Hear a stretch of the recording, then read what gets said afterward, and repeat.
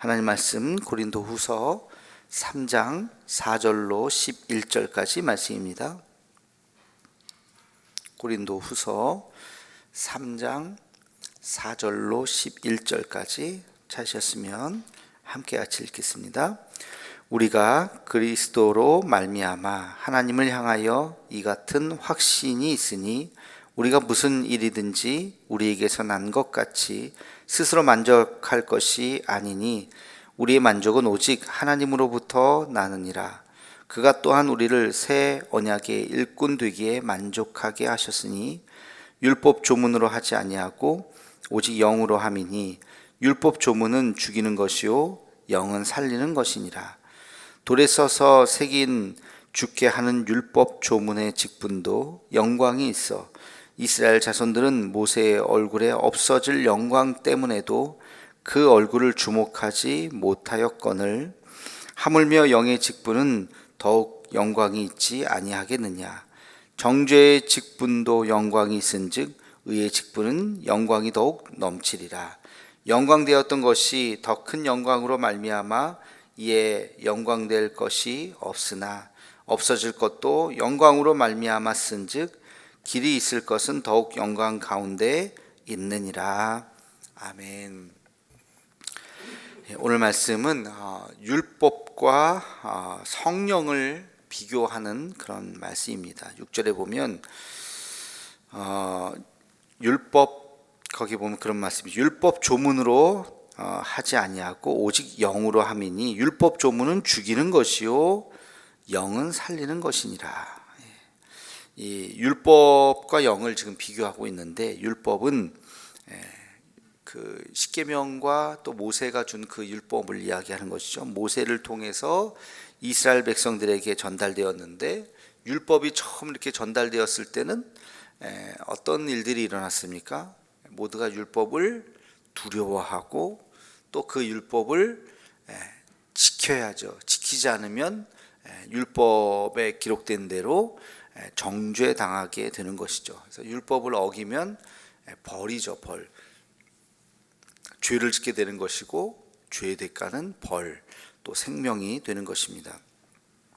근데 성령이라고 하는 것은 벌을 가져오는 것이 아니라 성령이 오면 기쁨과 감사, 성령이 오면 우리를 격려해주고 위로해주고 힘이 되어주고 되는 것입니다. 그래서 율법이 왔을 때에 그 일어났던 현상과 성령이 임했을 때에 그 나타나는 현상이 완전히 다르죠. 율법의 역할은 죄를 깨닫게 하는 것이죠. 율법이 있기 때문에 죄가 뭔지를 아는 것입니다. 그러니까 율법이 없으면 내가 하고 있는 이 행동이 죄인지 아닌지 몰라요. 근데 율법이 생기니까 죄다 하는 것으로 알 수가 있습니다.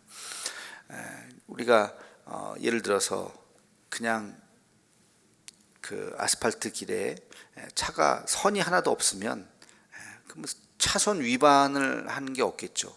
신호등이 없으면 신호 위반이라는 게 없잖아요. 신호등이 없는데 무슨 신호 위반이 있겠어요.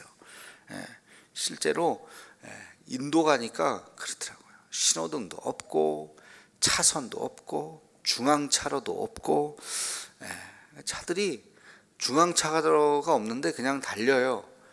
근데 희한하게 사고가 안 나요. 알아서들 다 비껴요. 그러니까 중앙차로가 없으니까 막히면 이쪽 차로가 두 개, 세 개 막 되는 거고 반대편이 하나가 되고 또 이쪽에서 막히면 또 저쪽 차로가 두 개, 세 개가 되는 거고 알아서 우리는 이렇게 그 뭐라 그래야 되나 변형 차선이라 그러잖아요. 이렇게 가운데 그런 선도 없고 신호등도 아무것도 없는데 알아서 자기들이 그렇게 그러니까 신호등이 없으니까 뭐 신호 위반 이런 것도 없죠. 근데 신호등이 딱 생기면 그 다음부터는 신호를 지켜야 되고 지키지 않으면 사고도 일어나고 또 잘못도 하고 벌금도 내고 그렇게 되는 것이죠. 그래서 이 율법이라고 하는 것이 오면 율법을 통해서 우리가 무엇이 잘못된 것이고 무엇이 잘된 것이고 하는 것을 분별하게 된다는 것입니다. 그래서 율법 아래에 있으면 결코 우리가 자유롭지 못하죠. 죄로부터 벗어날 수가 없습니다. 잘해야 번전입니다. 잘해야 죄를 안 짓는 거예요. 아유, 다행이다. 죄를 안 지었다. 근데 또 그 다음 날은 죄를 지을 수가 있는 것이죠. 그래서 이 율법에서 죄로부터 벗어날 수 있는 것은 그럼 뭐냐? 율법 아래에 있다는 것은 죄 아래에 있는 거예요. 그러나 이 죄에서부터 벗어나는 것은 율법을 뛰어넘을 때, 율법을 벗어날 때, 율법을 벗어날 수 있게 하는 것이 바로 성령이라는 것입니다. 율법을 벗어나는 것을 우리는 은혜 이렇게 이야기하는 것이죠. 은혜. 성령이 우리 안에 들어오면 죄를 깨닫게 하지만, 율법을 통해서 죄를 깨닫고 성령을 통해서 우리가 죄라는 것은 알지만, 그러나 죄책감으로부터는 벗어나게 만들고, 그리고 우리가 회개하면 죄사함을 얻게 하는, 그것이 바로 성령의 은혜인 것입니다. 이것이 우리가 이야기하는 복음의 핵심이죠. 복음, 기쁜 소식이 뭐냐? 우리는 죄인이지만 죄에서 벗어날 수가 있습니다. 우리는 율법 아래에 있어서 이게 도저히 벗어날 수 없는 우리들의 모습이지만, 그러나 복음이라고 하는 것은 예수님이 오셨고 성령을 통해서 우리가 그 율법 아래에서 벗어날 수가 있습니다 하는 것입니다. 이게 우리는 율법을 이렇게 심각하게 생각하지 않았기 때문에, 그러니까 이스라엘이 볼 때 이방 민족이죠. 우리에게는 뭐 모세 율법이 있었던 게 아니잖아요. 그러니까 뭐 이렇게 크게 와닿지는 않을 수 있어요. 그러나 유대인들에게 있어서는 이 말씀이 엄청나게 크게 와닿는 거예요. 그들은 어디를 가나 모세의 율법 아래에 있기 때문에 모세의 율법. 예수님도 심지어는 걸어 다니시면서 모세의 율법을 왜 어기느냐, 왜 모세의 율법, 모든 게 다 그 율법으로 다 사람을 재단하고 있기 때문에, 그렇기 때문에 이 율법을 벗어나게 하는 이 소식, 이게 기쁜 소식이죠. 이게 복음인 것입니다.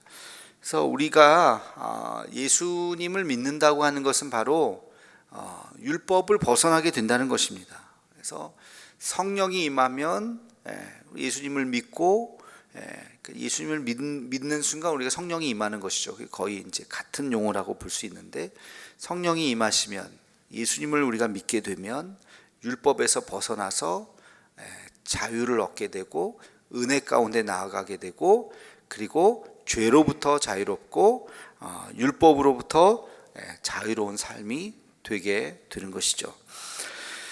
신앙생활을 하는 단계를 간단하게 설명하면 바로 이거예요. 첫 번째는 하나님을 알고 믿는 것이고, 두 번째는 예수님을 알고 믿는 것이고, 세 번째는 성령을 알고 믿는 것입니다. 이게 무슨 말이냐? 하나님을 알고 믿는다는 거. 하나님은 어떤 분이세요? 창조주이시죠. 우리 창조주가 있다고 하는 것을 알고 그 창조주를 믿는 것, 이게 첫 번째예요. 그래서 불신자들, 세상이 뭐 그냥 어떻게 만들어졌는데 우연히 만들어졌겠지, 창조주에 대한 생각을 하지 않았던 사람들이, 아니야, 세상은 우연히 만들어진 게 아닌 것 같아. 인간이라고 하는 것이 우연히 만들어진 존재가 아닌 것 같아. 영의 세계가 있는 것 같아 라고 어떤 신을 인정하는 그 순간, 그렇죠? 하나님이라고 하는 그분을 인정하는 순간이 첫 번째죠. 그 절대자를 인정하게 되고, 두 번째는 그 절대자가 바로 성경에 나오는 하나님이고, 그 하나님이 바로 그 아들을 우리에게 보내주신 그분이 예수 그리스도이시다. 예수님을 아는 것이 두 번째죠. 예수님이 누구인지, 예수님이 왜 이 땅 가운데 오셨는지, 십자가 사건이 무엇인지, 부활이 무엇인지를 알고, 죄가 무엇인지를 알고, 그리고 우리에게 죄사함의 역사가 일어나게 된다는 것을 깨닫는 것, 이게 굉장히, 이게 복음의 핵심이죠. 바로 예수 그리스도를 알고 믿는 것. 이제 우리가 성도가 될 수 있는 것입니다. 근데 여기서 끝이 아니라 세 번째, 성령을 알고 믿어야 돼요. 성령이라고 하는 것은 안다는 표현보다는 성령을 체험하는 것이죠. 성령을 머리로 아는 것이 아니라 성령은 가슴으로 체험하는 것입니다. 그래서 성령이 우리의 삶을 인도해 나가신다. 성령이 우리 가운데 임재하시고 성령이 우리의 삶을 인도해 나가신다고 하는 것을 깨닫는 것입니다. 이게 성령의 사람 세 번째인 것이죠. 그래서 성령을 아는 신앙과 예수님만 아는 신앙에서 끝나는 거하고는 큰 차이가 있어요. 이 차이가 뭐냐? 이게 이제 그 사도행전에 나오는 이제 바울이 에베소에서 가니까 사람들이 예수님을 알아요. 너무 신기했어요. 야, 예수님을 아는구나. 근데 계속 얘기해 보니까 요한의 세례만 알 뿐이요 성령 세례를 모르는 거예요. 요한의 세례는 뭐예요? 물 세례죠. 물 세례는 아는데 성령 세례를 모르는 거예요. 그래서 성령 세례를 가르쳐 주고 그래서 기적을 엄청나게 베풀었던 그 지역이 바로 에베소죠. 그래서 이 바울이 에베소에 오랫동안 머물면서 기적의 역사를 막 손수건만 가지고 막 병자들에게 얹으니까 막 낫는 그런 기적의 역사가, 이게 성령의 역사가 일어나는 것이 바로 이 에베소의 사건이었다. 그래서 성령을 우리가 깨닫는 것이 굉장히 중요한 것입니다. 그래서 오늘 말씀은 조금 어려울 수도 있는데 바울이 지금 이야기하는 것이 뭐냐면 율법 하나만 가지고도 너희가 이렇게 벌벌벌벌 떨고 그러는데 율법보다 더 중요한 분이 계신데 성령이다. 성령이 오시면 율법하고 비교가 될 수 없다. 성령 하나님 앞에 너희가 나가야 되고 성령의 인도하심을 받아야 된다라고 지금 율법과 구약의 모세의 율법과 성령이 온 이후에 율법을 뛰어넘는 것이죠. 그렇죠? 뛰어넘는, 더 이상 율법 속에 갇혀서 벌벌벌 떨면서 신앙생활 하지 말고 자유롭게 율법을 뛰어넘어서 성령이 우리의 삶을 인도하시는 자유로운 삶으로 나가야 된다는 것을 이야기를 하고 있습니다. 그래서 오늘 말씀을 여러분들 잘 또 기억하면서 육의 직분만이 아니라 영의 직분을 가져야 된다는 것을 깨닫고 우리가 하나님을 아는데 내가 그치고 있는가, 예수님을 아는데 그치고 있는가, 더 나아가서 성령까지 우리가 알고 믿고 따르고 또 성령의 임재를 날마다 경험하고 성령의 역사를 날마다 경험하며 살아가고 있는가, 우리가 성령의 사람이 되어야 할 줄로 믿습니다. 오늘 하루도 성령과 동행하는 우리 모두가 되기를 주님의 이름으로 축원합니다. 기도하겠습니다. 거룩하신 아버지 하나님, 오늘도 우리가 고린도후서의 말씀을 또 읽으며 율법 아래에 갇혀 있는 신앙이 아니라 율법을 뛰어넘어서 성령께서 인도하시는 삶을 살기를 원합니다. 성령 하나님을 모시고 성령께서 역사하시는 것을 경험하며 성령 하나님의 놀라운 그 은혜를 또 우리가 누리고 살아갈 수 있는 우리의 삶이 되게 하여 주시옵소서. 예수님의 이름으로 기도하옵나이다. 아멘.